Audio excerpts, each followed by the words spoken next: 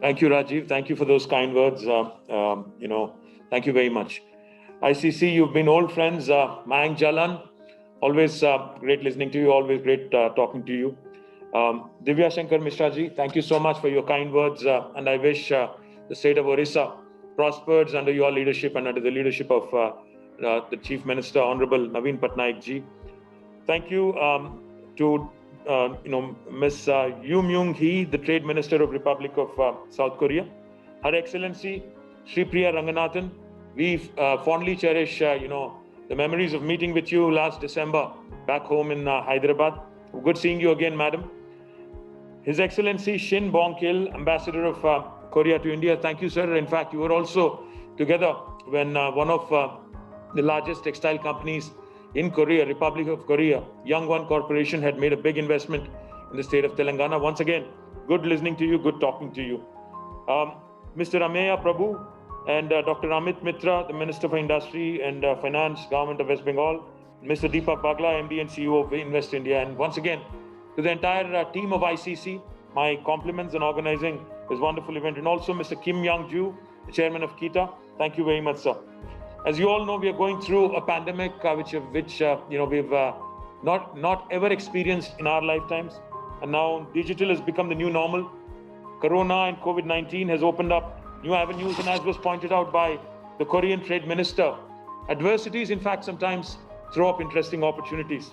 In fact, a state like Telangana has been growing. It is one of the fastest growing states in India today. We've been growing at more than 9%. And even even in the onslaught of a pandemic, we are still the fastest growing state in India. Primarily, the reason is twofold as to why the state of Telangana continues to grow. One, as was pointed out by Mr. Mishra, stable government and able leadership. Under the chief ministership of our honorable leader, Shri K. Chandrasekhar Rao Garu, we have, in fact, in the last 6 years, made rapid strides of progress on numerous fronts, including the industrial policies. One of the most industry-friendly policies today across the country and possibly across the world is TS-IPAS, the industrial policy of Government of Telangana. I will just list out 3 salient features of this important policy. For instance, if any investor from Korea, Republic of Korea, would like to invest in India and would choose Telangana, you can hit the ground running. You can start your factory on day one without having to seek any clearance from the government. Now, this is a process called a self-certification. You can continue to construct and then simultaneously also apply, just because we need to know who's doing business in my state. You can just put in an application online, and we promise all clearances in 15 days by statute, by legislation. And if we do not deliver in the 15 days, on the 16th day, it's a deemed approval, it's an automatic approval. No other state in India will tell you this. The third thing I would say, in India, sometimes when words are not kept, accountability becomes questionable. In the case of Telangana, if we do not keep the promise of 15-day clearances, from the 16th day, even our most senior bureaucrats would be levied a penalty of rupees 1,000 per day, till such time as actually they clear the file or the application. This sort of unique policy making and this sort of unique accountability that we brought into our system has enabled Telangana to be a leader in our country in terms of attracting investments. In the last 6 years of existence, as the youngest state in India today, we've attracted more than $30 billion of investment in a variety of sectors.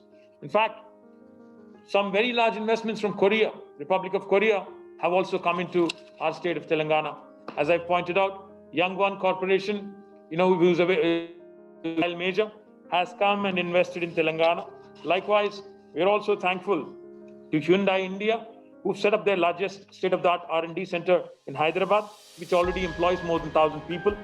Moiba has already signed an agreement with the Telangana government for joint global acceleration program to be launched in 2021. Hyundai Mobis is developing an R&D campus of over 20 acres in Telangana and is employing over 1,000 members in the R&D facility. We also have a memorandum of understanding with the Gangwon Techno Park, with whom the Telangana MedTech Park has entered into an active collaboration for the manufacturing of MedTech devices. I can go on, but I think what makes Telangana extremely attractive is not only the basic ingredients that are required for industrialization. Any industry would want land.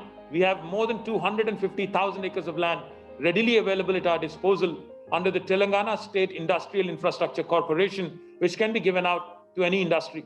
I would also like to propose to both Excellencies, the Ambassador of India in Korea and also the Korean Ambassador in India, that Telangana, in fact, is willing to set up a Korea-India park in our state, with the state also joining as a partner.